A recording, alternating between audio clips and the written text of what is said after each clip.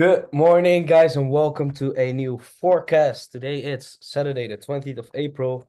Um, just finished the morning run. What else did I do? Clean up my room, all that kind of stuff. Did some errands. It's 10:30 right now. Got a nice cup of coffee, and it's a fresh morning. It's Saturday already. Hope you had a great week. And yeah, let's dive into this. Let's look at price. What can we expect next week? And what did happen this week? Let's just clean it up and start from zero. Well, I'm not going to do a complete chart breakdown. Um, I used to do that back in the days, clean up my charts every week, but that costs so much time and literally the levels stay the same. But I used to do it because sometimes I misread price action or didn't see what was happening correctly. So in case you're new to smart money or just trading in general, this is not even smart money anymore. This is like supply and demand mixed with market knowledge, mixed with support and resistance knowledge, mixed with reading candles. It's much more than just smart money. Smart money on its own doesn't work. I said it and I mean it. Smart money on its own doesn't work. Although it's a collective name for more stuff, but no, I don't believe it works. Anyway, we can see that starting this week, last week, got up, started ranging, and overall last week we ranged in this area where the prior week before that we smashed down. So this was that week. This is this week.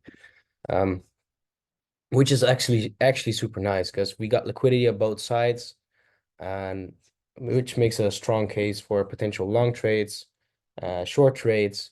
If we break above here, we can look for shorts. If we break below here, we can look for longs. And only thing is we need to wait for proper structure to continue in order to trade it. But yeah. And let's start at the weekly. Let's see what last week brought us, that candle. So quite indecisive candle. After that strong push to the downside, we now can see that we have a slowdown candle. We have previous weekly highs up here, and we've got previous weekly lows down there. And immediately going back to the 1 minute, I would like to get that. Keep that. Let's keep it. Sorry, 1 hour, by the way, not the 1 minute chart. There we go. So, and that's the range we're in right now. We're in the middle here, close bullish, but not a strong bullish closure, not indicating any strong bullish intent. Neither is it showing any bearish intent. It's just ranging. We tapped into that daily demand zone or 4 hour demand zone. We know overall where we are. Premium reached on that red structure. We know that we have yellow structure here on the daily, better visible. And we know that we have these lower areas that line up with DXY that has higher areas. So overall, we want to see price on the higher times to trickle down and reach at least back into this discounted zone to continue either further up or break to the downside. Let me take a sip from my coffee. Oh, this shit is so good. With foam milk.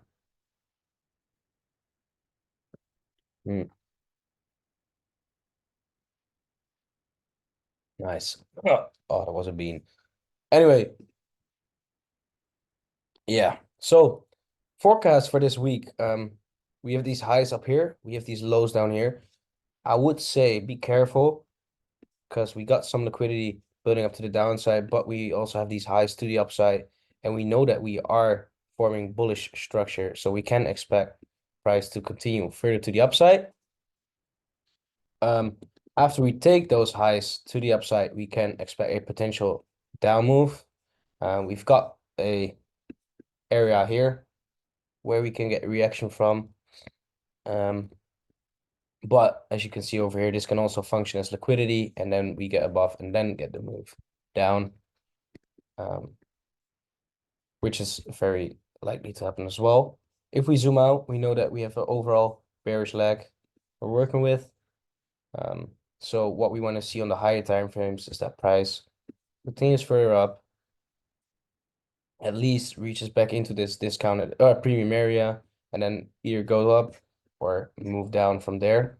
And depending on the news, really, and everything here, we will either move from this area or price will either come up here, or well, the news will determine if price keeps its bearish how do you say it, nature.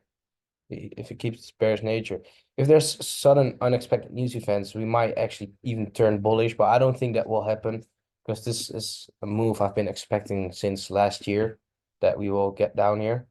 Well, not really on EU, but especially on DXY. It's something I've been anticipating on for a long time now that we get up here.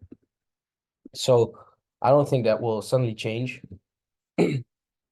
But I do think we can take a detour before approaching those levels. So news might give us some strange moves and maybe break down or break above here before we eventually get to those levels. But forecasting wise and using the data we do have, I'm expecting price to slowly continue up, either react from this supply zone or react from the areas up here and then give us a move to the downside. Yeah, so far so good. I will not go into detail on this too much because I will leave that for Monday.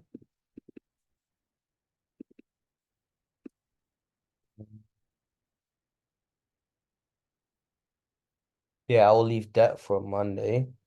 What I can do is take a quick look at the previous daily highs and lows from Friday, because finally they're not, the weekly high and the daily high are not the same level, which is quite nice.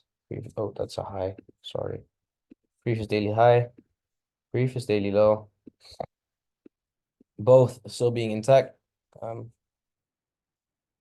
So yeah, nice areas we can work with. Pretty clean price action. What I will do is for myself, and I won't explain it yet because really want to keep it for Monday. Let's mark out these.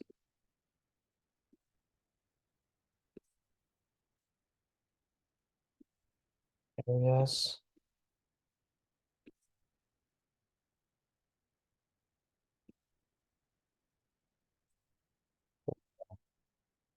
And I will explain more on Monday because we might just push above instantly and then yeah, I will leave for Monday.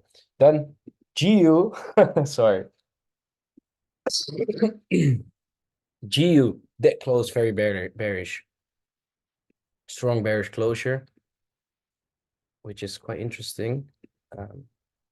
We broke that demand zone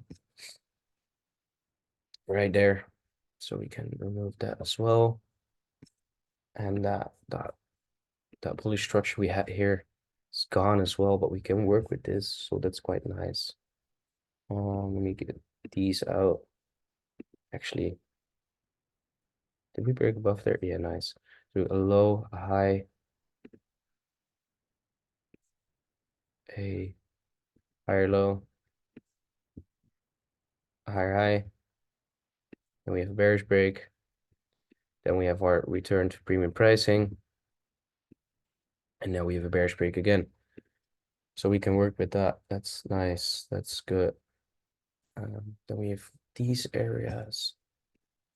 I don't know why that structure is not visible on the daily. Should be.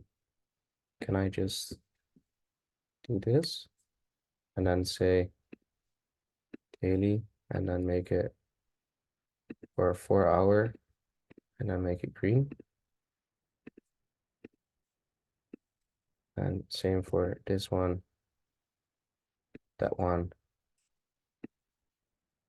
4 hour, make it green, and that one as well. And now if I go to the daily, there we go. Now I can see it.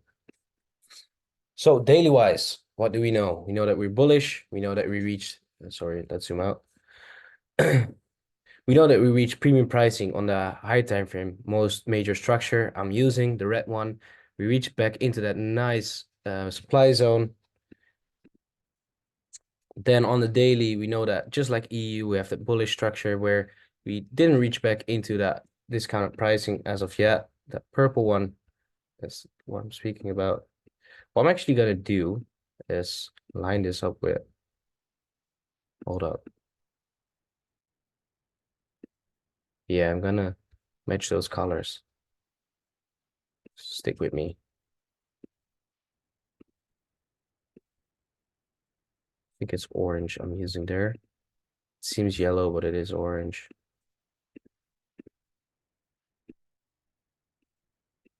Right? Yeah. Yeah, that's yellow. Bam. You know, I've been talking so much about this structure as the yellow structure that my eyes completely anticipate this color as yellow now, but it is actually still orange. So we have this orange structure, which is not yellow, it's orange. And as I said, we still need to reach back down into that discounted pricing as well. And although we have this bullish dark blue one, um, DXY and EU, which are more major to me than GU, are pointing downwards. So I'm expecting that this structure will hold and we will continue further down. But yeah, let's take a look at the weekly. So we have previous weekly highs up here, and unfortunately, well, it doesn't really matter, but what a super strong closure. Friday's daily low is also the previous weekly low, as you can see.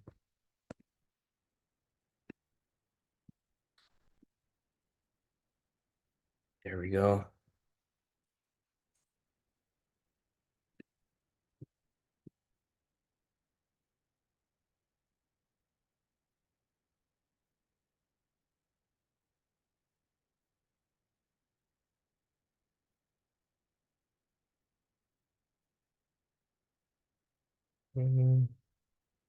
Look at how you can read structure just from this. It's insane.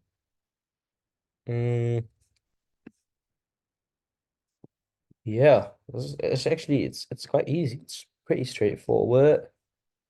We have this demand zone on the daily, and I'm gonna refine it to hopefully a 4-hour one. Nope. Okay, so we're gonna use that one. It's quite large.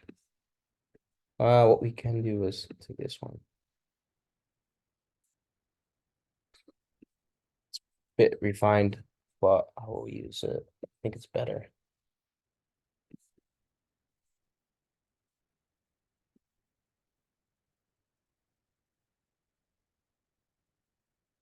Because we also have that imbalance zone right there. So for GU, pretty straightforward as well. We know that we're in a bullish structure on the dark blue one, but we also know that to line up with DXY, we have to get down there in order to get the anticipated move to the upside.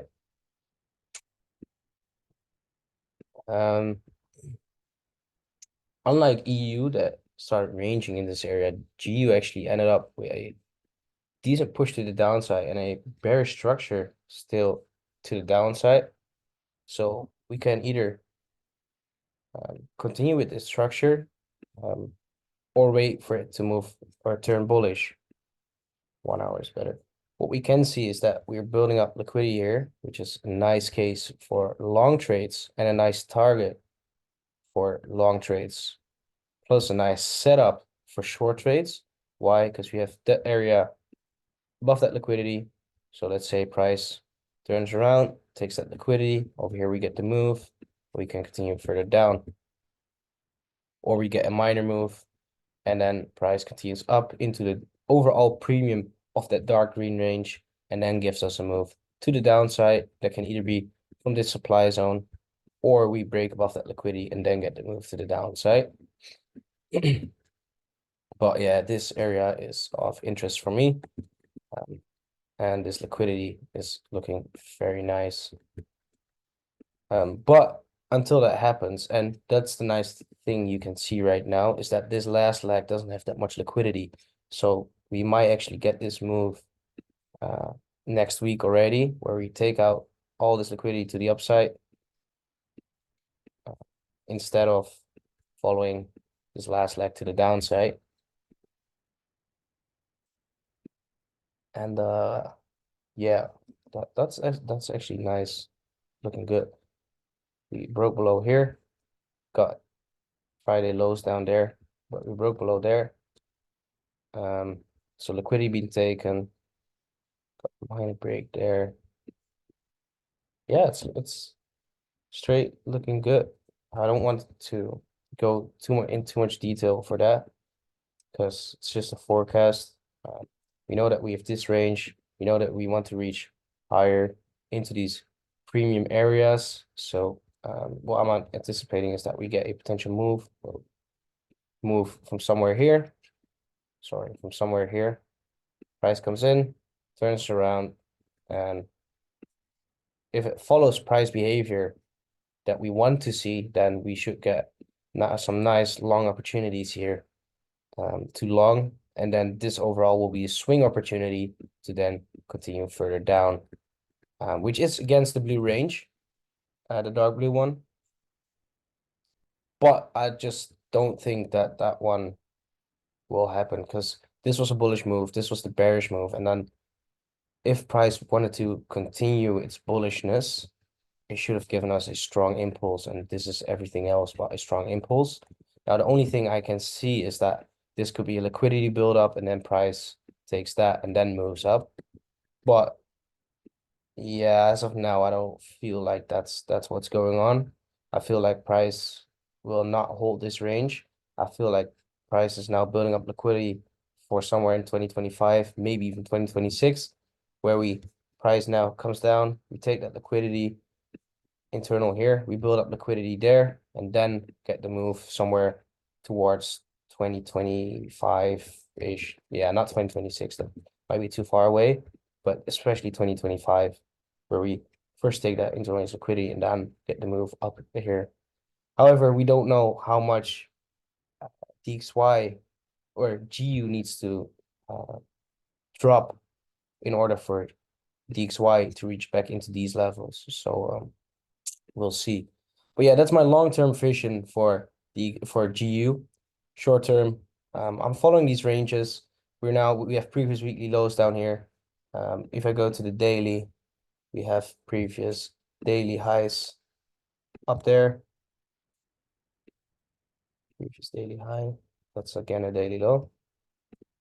And at the same place where we had our previous weekly low, we have our previous daily low top. And yeah, that's about it.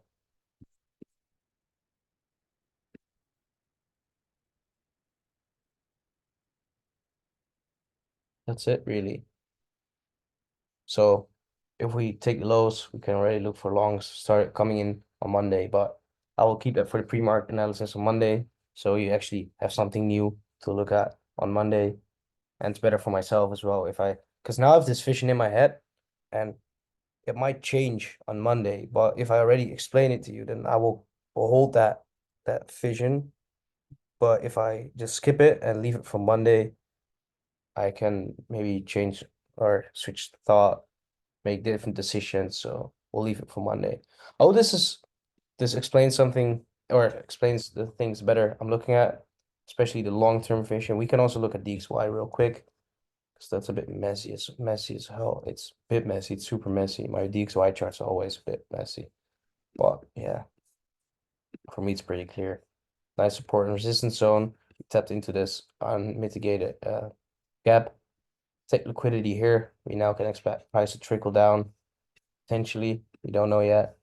I don't really like to use the lower time frames, but we can see that we broke bearish. Then we got up here, took the liquidity, So now we can expect a move further down, break here, whether it's a good break or not. We took that liquidity there. So yeah, I'm favoring downside movement on DXY as well.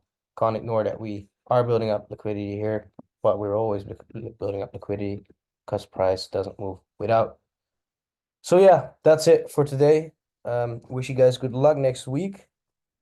If you can, please share it with your friends. Maybe this started off as a journal for myself, but now it's turning into a proper channel, I would say.